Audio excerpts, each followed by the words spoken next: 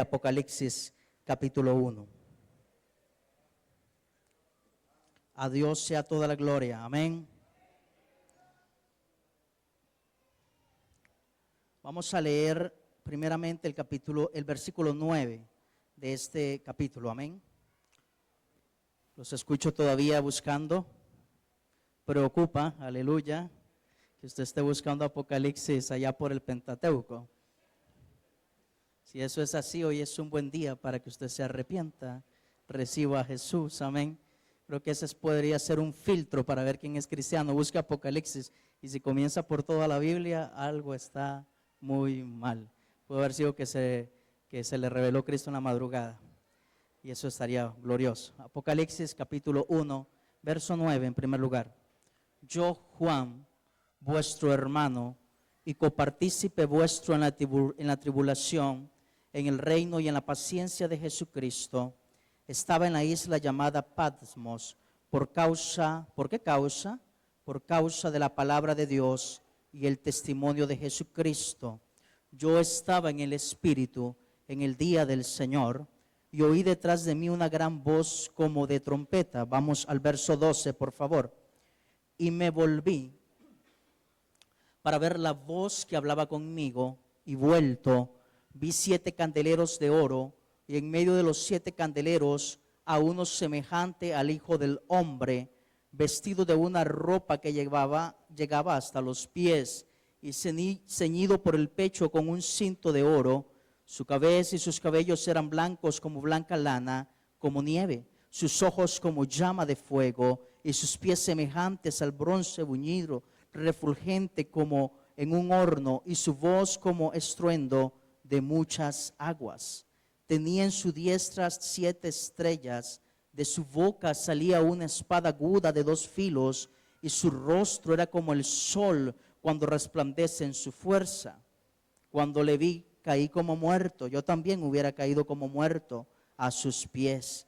Y él puso su diestra sobre mí, diciéndome: no temas, yo soy el primero, yo soy el último, y el que vivo y estuve muerto, mas he aquí que vivo por los siglos de los siglos. Amén.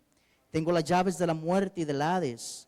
Escribe las cosas que has visto, las que son y las que han de ser después de esta. El misterio de las 7 iglesias que has visto en mi diestra es el siguiente, y de los 7 candeleros de oro es el siguiente. Las 7 estrellas son los ángeles de las 7 iglesias, y los 7 candeleros que has visto son las 7 iglesias. Oremos. Padre, en el nombre de Jesús, te damos honor y gloria, y rogamos que por medio de tu Espíritu Santo tú hables a nuestra vida, que tú seas el que edifiques, tú seas el que exhortes, amonestes, consueles, Señor. Y mientras este evangelio es predicado, las almas sean salvas, el cautivo sea libre, el enfermo sea sanado, tu nombre sea exaltado por los siglos de los siglos. Si hubiere cautividad demoníaca, esa sea deshecha de los cuerpos, de las mentes y de los espíritus, en el nombre de Cristo Jesús, y recibe toda gloria y poder en el nombre de Jesús. Amén y amén. Puede sentarse dando gloria a Dios.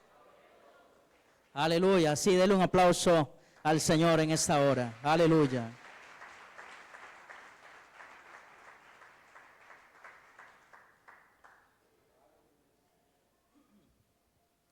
Antes de iniciar el culto, me saludé con nuestro hermano Escobar y nos dimos una palabra de motivación y de ánimo muy importante. Y nos dijimos: Cristo viene pronto. El apóstol Pablo exhortaba a la iglesia y decía: anímense, motívense unos a otros, diciendo que vuestra redención está cerca, diciendo que Cristo viene pronto. Si esta noticia, que Cristo viene pronto, no causa en usted ánimo, no causa en usted gozo, significa simple y sencillamente que Cristo viene pronto. Eso es un hecho irrefutable, pero lo que significa es que quizás usted no se vaya con Cristo, y por eso su preocupación.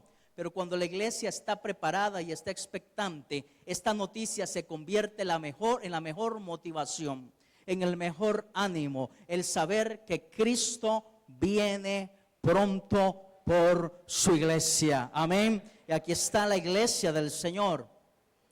Predicaremos en esta mañana bajo el tema: el centro es Cristo. Dígale al que está a su lado, el centro es Cristo. El versículo clave que hemos escogido es el verso 13, que dice: y en medio de los 7 candeleros a uno semejante al Hijo del Hombre. Dice en medio de los 7 candeleros, amén. Recordemos entonces lo que fue la interpretación en el verso 20, que dice: las 7 estrellas son los ángeles, las 7 iglesias y las 7 estrellas son los ángeles de las 7 iglesias, y los 7 candeleros que has visto son las 7 iglesias. Entonces podemos leer con mayor comprensión, y dice el verso 13: y en medio de la iglesia está uno semejante al Hijo del Hombre, amén. Entonces yo hoy estoy seguro por la palabra y no por un estribillo cristiano de que Cristo está en medio nuestro, porque la palabra del Señor dice en Apocalipsis que Cristo, aleluya, transita, Cristo se mueve en medio de su iglesia. Cuando la iglesia comprende esto, no es necesario decirle diga aleluya y diga gloria a Dios, porque está bien centrada en que Cristo está aquí y el Rey merece reverencia y suprema alabanza. A su nombre sea la gloria.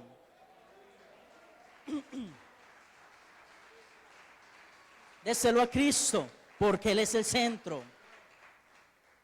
Cuando la iglesia entiende esto, no necesita del mensaje motivacional del pastor para que se congregue el domingo. Cuando la juventud entiende esto, no necesita del mensaje de ánimo y de ruego de parte de los líderes para que venga, porque entiende que cuando la iglesia se reúne, Él cumple lo que prometió: donde 2 o 3 estén congregados en mi nombre, no envío ángeles solamente, no envío querubines, yo estoy allí. Y la presencia angelical es resultado de que Cristo habita entre su pueblo. Al Señor sea toda la gloria. El Espíritu Santo sigue hablando a la iglesia, y eso es motivo de gran gozo.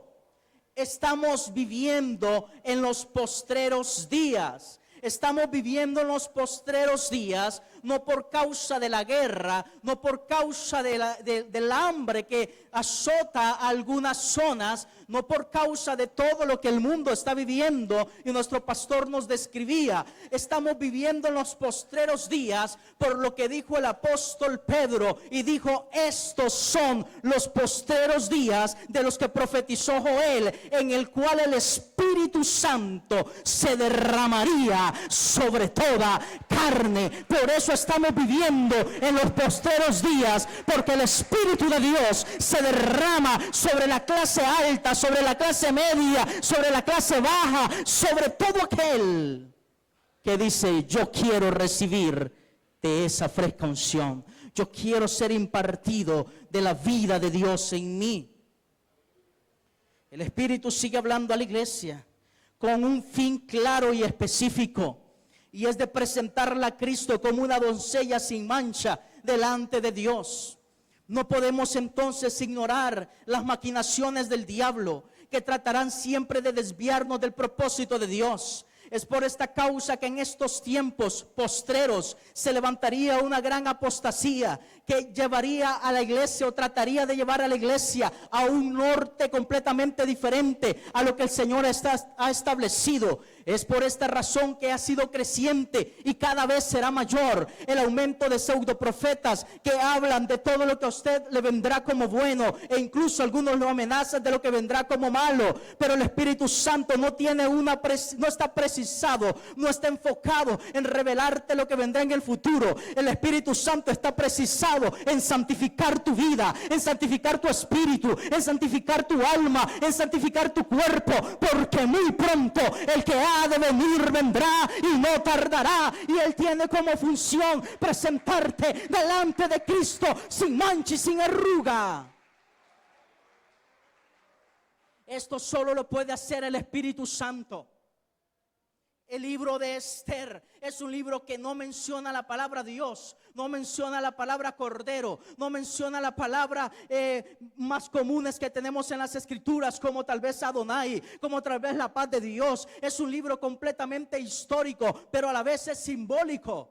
Por eso Esther, en representación de la iglesia, no fue entregado a nadie más que no fuera a Hegai, el eunuco de confianza. Y este hombre tenía que cuidarla durante 12 meses, 6 meses de alta purificación y 6 meses de embellecimiento, porque tenía que presentarse delante del rey. El Espíritu Santo es el que ha tomado la iglesia, a la Esther de este tiempo, a usted y a mí, aleluya, para santificarnos, para prepararnos, porque muy pronto el Señor dirá: sube acá, sierva mía, sube acá, hijo mío. Y no puedes ir con los atavíos del mundo, tienes que ir con los que son del rey, porque solo lo que es del rey es compatible a él. Esther no podía ir a buscar a donde el chino la mejor bisutería. No podía ir ahí por ahí a otras marcas, no quiero hacer publicidad. No podía ir a buscar cómo embellecerse para presentarse delante del rey según la moda, según la asesoría de aquellos tiempos. Debía embellecerse de acuerdo a la dirección de Hegai, porque él tomaba del tesoro del rey y se lo daba. Él tomaba de las especias del rey y se lo daba. Así el Espíritu Santo, dice la Biblia, dice Cristo: Él tomará de lo mío y os lo hará saber. Él nos está embelleciendo como Cristo es bello. Él nos está purificando como Cristo es puro. Él nos está santificando como Cristo es santo. Por eso la iglesia cada vez se parece más a Cristo, porque es el Espíritu el que la suministra, es el Espíritu el que la guía.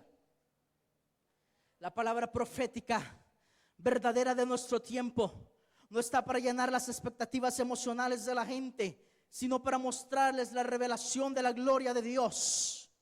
¿Y cuál es la revelación de la gloria de Dios? Es Cristo en gloria y majestad. Es Cristo en gloria y majestad. El verso 13 dice que en medio de los 7 candeleros, cuando vemos esta expresión de que algo está en medio o algo es el centro, se puede referir quizás a algo geográfico, pero también se puede referir a la concentración de actividades o el punto de mayor interés. Nosotros podemos contextualizar esto con mucha facilidad, porque nos encontramos en el centro de una ciudad. Entonces usted sale, ahí tiene un supermercado, allá tiene otro supermercado, tiene colegios, tiene escuelas, tiene multitud de iglesias, tiene multitud de cosas, porque estamos en el centro.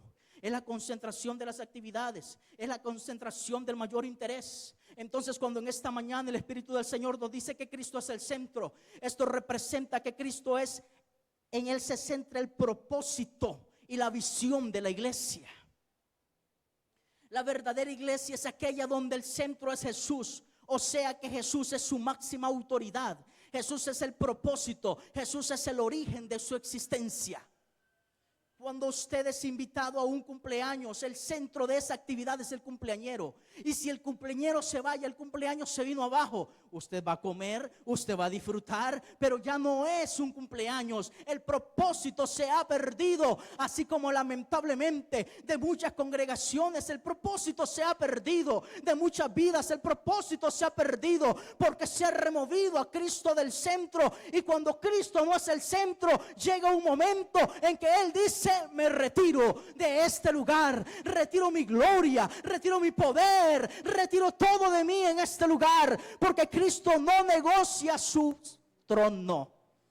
Cristo se sienta en el trono o no se sienta.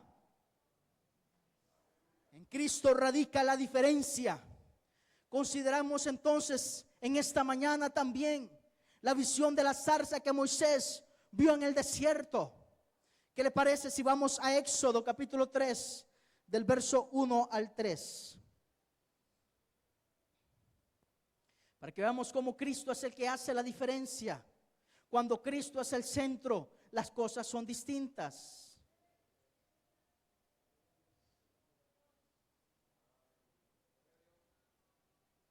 Éxodo capítulo 3. Dice la palabra: apacentando Moisés las ovejas de Jetro, su suegro, sacerdote de Modián. Llevó las ovejas a través del desierto y llegó hasta Horeb, monte de Dios. Y se le apareció el ángel de Jehová en una llama de fuego en medio de una zarza. Y él miró y vio que la zarza ardía en fuego y la zarza no se consumía. Entonces Moisés dijo: iré yo ahora y veré esta grande visión, porque la zarza no se quema. A Moisés, amados hermanos, no le sorprendió una zarza, sino el hecho que aquella no se consumía. A Moisés no le sorprendió este fenómeno natural, era común en el desierto. Pero lo que le sorprendió, hermanos, es que era un fuego que no se apagaba. Lo que le sorprendió era una luz que no se agotaba. Cuando Dios viene y enciende un lugar, cuando Dios viene y toca una vida, esa vida es encendida. Esa vida se enciende. Y esa vida comienza a ser luz. Y esa iglesia comienza a ser luz. Hablo de iglesia como la congregación, pero hablo de la iglesia como cada individuo redimido con la sangre de Cristo. Cuando Dios entra en una iglesia, cuando Dios entra en una vida, esa vida tiene una luz radiante. Esa vida comienza a tener una pasión, comienza a tener algo maravilloso. Y la gente, como Moisés, está acostumbrada a eso.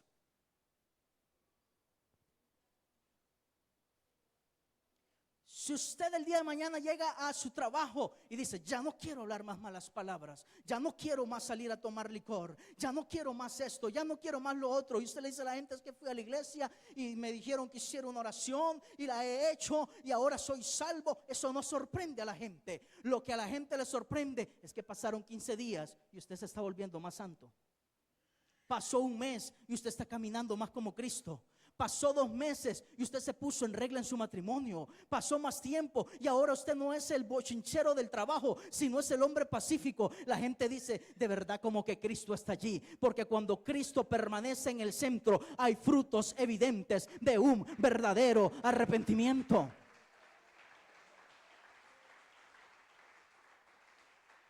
La permanencia de Cristo muestra la gloria de Dios, da testimonio.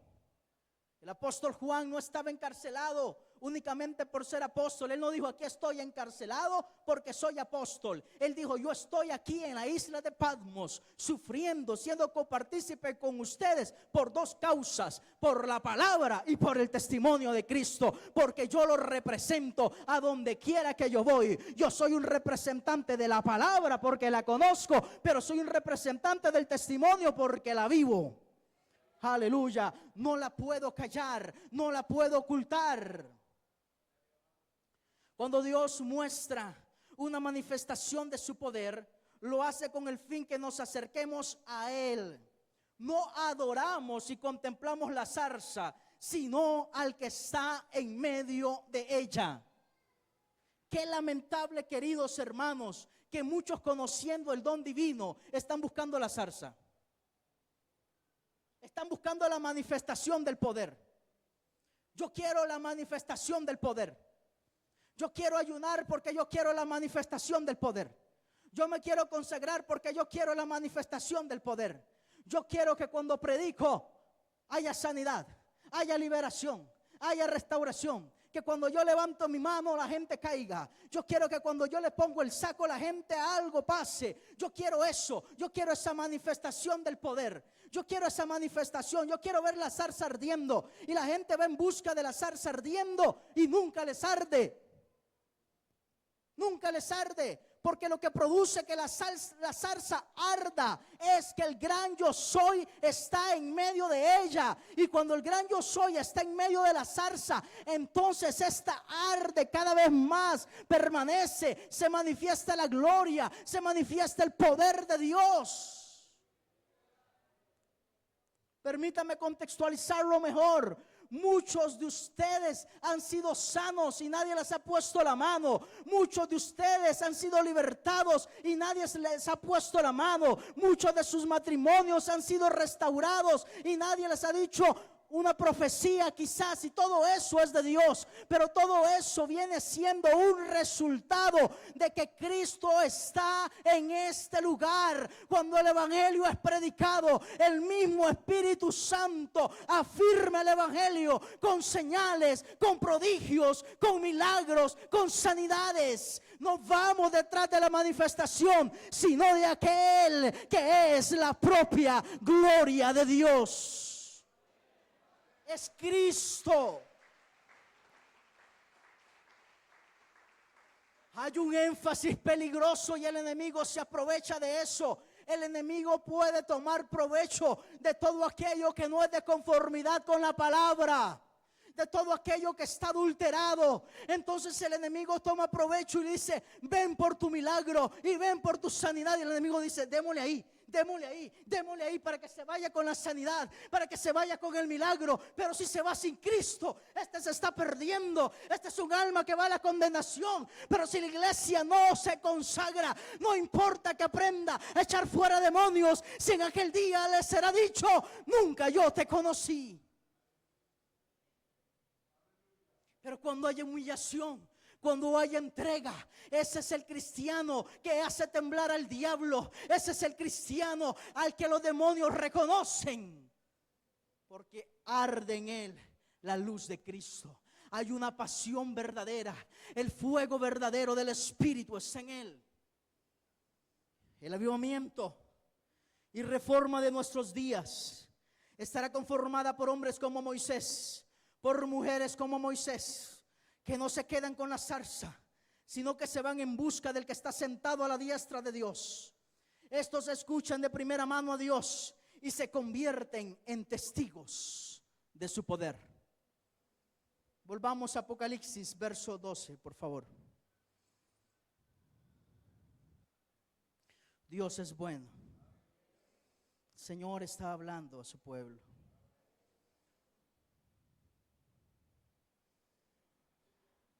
El verso 12 dice: y me volví para ver la voz que hablaba conmigo, y vuelto vi 7 candeleros de oro. Aleluya. Desde la antigüedad los candeleros de oro desde el Antiguo Testamento representan una parte importante de los elementos del tabernáculo y del templo. Es importante entonces señalar, hermanos, que el tabernáculo, así como todo el Antiguo Testamento, nos muestran el diseño y el plan divino por medio de profecías, símbolos y diversas celebraciones. Todo lo que está escrito cumple un propósito. Todo lo que está escrito tiene una representación. En meses atrás recibimos por medio de nuestro maestro y pastor Alexander la enseñanza, el curso, la escuela sobre hermenéutica bíblica. Y aquí vimos la importancia de la simbología y su interpretación. Y el candelabro entra dentro de este punto. El candelabro era elaborado, dice la palabra del Señor, de oro puro. Usted lo puede ver en el libro de Éxodo. Y todo lo que se elaboró en el tabernáculo, dice la palabra del Señor, que le fue revelado a Moisés. Y Moisés lo reprodujo en la tierra. ¿Pero qué reprodujo en la tierra Moisés? El diseño de Dios, el diseño celestial. Hoy usted es el tabernáculo.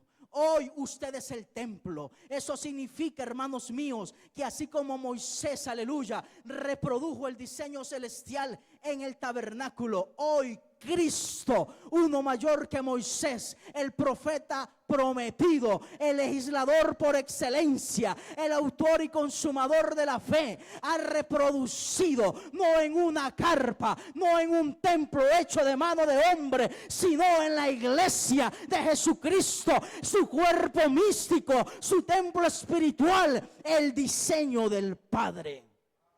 Alguien tiene que decir aleluya. El candelabro era de oro puro, porque el oro, representa la pureza y santidad. Y su función era iluminar aquel lugar, era iluminar el templo, era iluminar el altar. Esto nos señala que Cristo es la luz del mundo y que su iglesia manifiesta esa luz espiritual. ¿Cuántos alaban a Dios? Esto nos muestra una verdad espiritual tremenda, y es que la iglesia debe vivir de conformidad al diseño de Dios. como candelabro se le ha dicho. Entonces el candelabro era de oro puro, mostrando santidad, y también alumbraba, mostrando que era la luz de ese lugar. Cristo Jesús dijo: sean santos porque yo soy santo. Y Cristo Jesús dijo: yo soy la luz del mundo. Pero antes de ascender al cielo también reveló: vosotros sois la luz del mundo. Cristo reproduce en nosotros. Denles aplauso al Señor.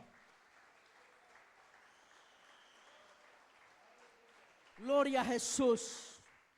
Cristo reproduce en su iglesia el misterio de Dios, el don de Dios, el propósito eterno de Dios. El verso 13, que es nuestro verso clave, leámoslo una vez más. Y en medio de los 7 candeleros, a uno semejante al Hijo del Hombre, vestido de una ropa que llegaba hasta los pies. Pero el punto A dice: y en medio de los 7 candeleros. Esta verdad espiritual muestra que Cristo se mueve en medio de su iglesia, la cual debe conservar el diseño original, que no fue impuesto por un concilio o tradiciones de hombre, sino que se originó en el corazón de Dios. En muchas ocasiones nosotros comenzamos a encontrarnos con algunos debates históricos y teológicos, principalmente de la gente que no sabe y cree que sabe. Y esta gente comienza a decirte: usted no es la iglesia es aquella, la iglesia es este otro. Hermano mío, la iglesia es la que representa el diseño de Cristo, es la que representa el diseño de Dios. Si una iglesia no representa el diseño de Dios, así sea cristiana evangélica, pentecostal y repentecostal, o cristiana evangélica reformada y recontrarreformada, eso no importa si no está representando el diseño de Dios. Es el diseño de Dios el que acredita que esa iglesia es la que hace temblar el infierno, y de la que Cristo dijo que las puertas del Hades no prevalecen contra ella. Recordemos que la lámpara del templo en el tiempo de Elí, cuando éste era sacerdote, estaba por apagarse cuando Dios llamó a Samuel. Y además la palabra de Dios era escasa en esos días. Y he aquí el principio de Dios, porque precisamente es la revelación de Dios la que mantiene encendido el altar y la iglesia del Señor. Es la revelación de la gloria de Dios la que mantiene fuego en el altar y hace que la iglesia alumbre como luminares en este mundo. Pero ¿qué revelación, amados hermanos? ¿Qué revelación? ¿Será la revelación de una palabra de ciencia?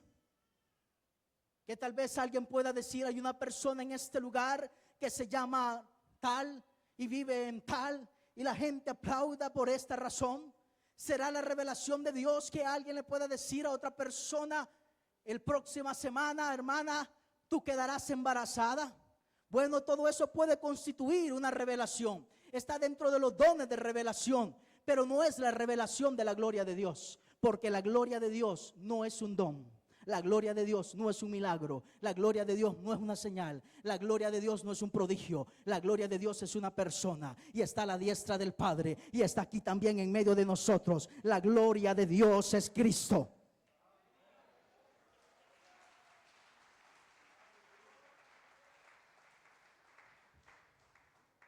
Vamos a leer Hebreos capítulo 1, porque siento como que me estoy enojando. Aleluya. Vamos a Hebreos capítulo 1.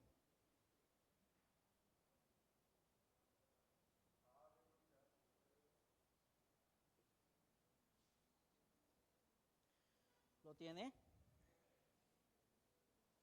Dios, habiendo hablado muchas veces y de muchas maneras en otro tiempo a los padres por los profetas, en estos postreros días, ¿sabes qué tremendo?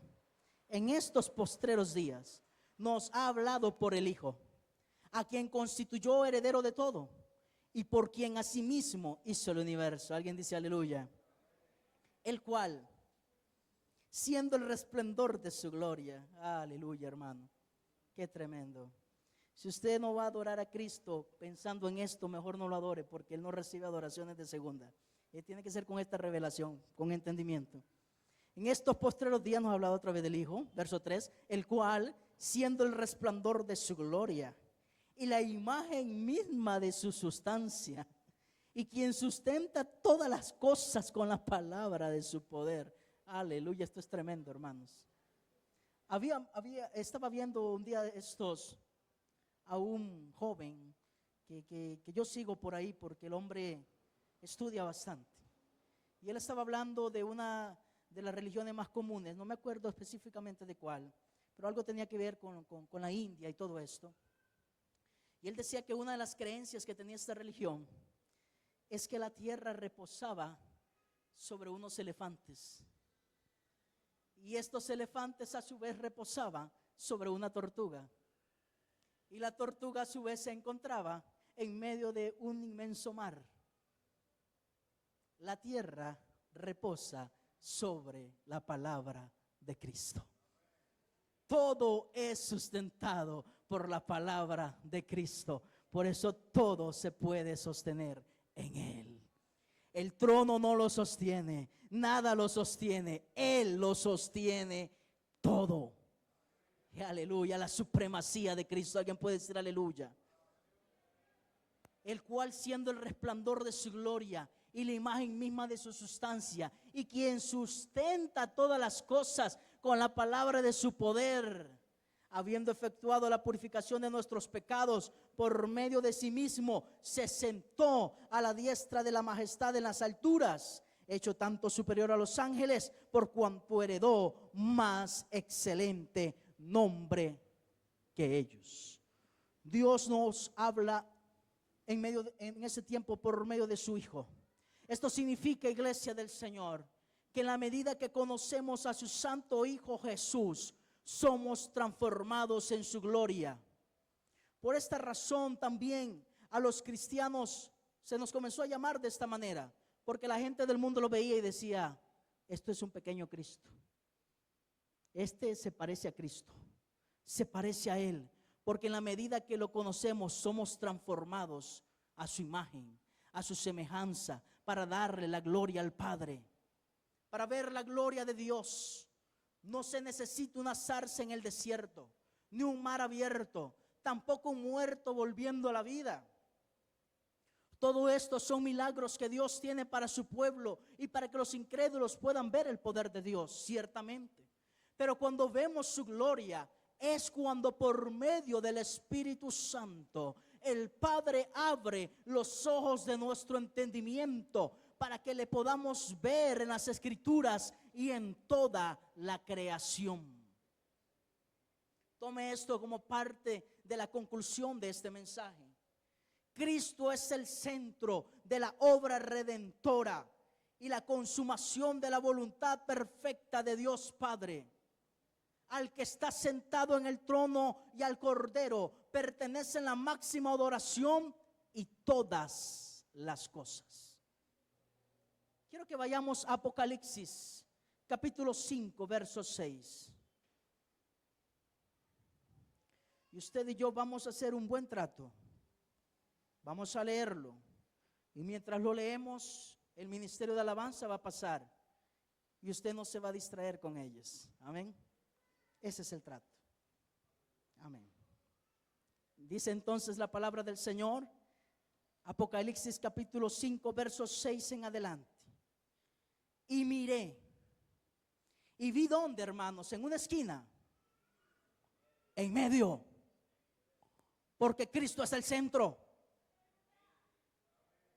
Y miré, y vi que en medio del trono y de los 4 seres vivientes, y en medio de los ancianos, estaba en pie un cordero como inmolado, que tenía 7 cuernos y 7 ojos, los cuales son los 7 espíritus de Dios enviados por toda la tierra. Y vino y tomó el libro de la mano derecha del que estaba sentado en el trono. Y cuando hubo tomado el libro, los 4 seres vivientes y los 24 ancianos se postraron delante del cordero. Todos tenían arpas. Arpas simboliza adoración. Nadie que está enfrente de Cristo queda sin adorar. Y copas llenas de oro. Y copas de oro llenas de incienso, que son las oraciones de los santos. y cantaban un cántico nuevo, diciendo: digno eres de tomar el libro y de abrir sus sellos, porque tú fuiste, dice, inmolado, y con tu sangre nos has redimido para Dios, de todo linaje, lengua, pueblo y nación. Qué tremendo, hermanos. Si usted ha tenido un complejo por su nacionalidad, sea libre hoy en el nombre de Jesús. Usted pertenece a esta ciudadanía celestial, y nos ha hecho para nuestro Dios reyes y sacerdotes, y reinaremos sobre la tierra. Y miré y oí la voz de muchos ángeles alrededor del trono, y de los seres vivientes y de los ancianos, y su número era millones de millones, que decían a gran voz: el cordero que fue inmolado es digno de tomar el poder, las riquezas, la sabiduría, la fortaleza, la honra, la gloria y la alabanza. Juan entra en un éxtasis divino y sus sentidos espirituales son abiertos a la máxima potencia, porque dice: y escuchó a todo lo creado que está en el cielo y sobre la tierra y debajo de la tierra y en el mar, y a todas las cosas que en ellos hay, oí decir: al que está sentado en el trono y al Cordero sea alabanza, la honra, la gloria y el poder por los siglos. Los 4 seres vivientes decían amén, y los 24 ancianos se postraron sobre sus rostros y adoraron al que vive por los siglos de los siglos. Y la iglesia, heredero de gloria, aleluya, se pone sobre sus pies en esta mañana, aleluya. Porque en medio, en el centro de toda la creación, en medio de la obra consumada perfecta del Padre para la redención de la creación y del pueblo santo, está el Cordero que fue inmolado, el único que es digno de desatar los sellos en esta mañana, aleluya. Yo puedo percibir la presencia del Espíritu, yo puedo percibir la gloria de Dios. Yo puedo percibir que el Cordero y el León de la tribu de Judá están aquí en medio, para que nos unamos a los 24 ancianos y a todo lo creado, a los millones y millones de ángeles, y le digamos que Él es digno de recibir toda gloria, de recibir el poder.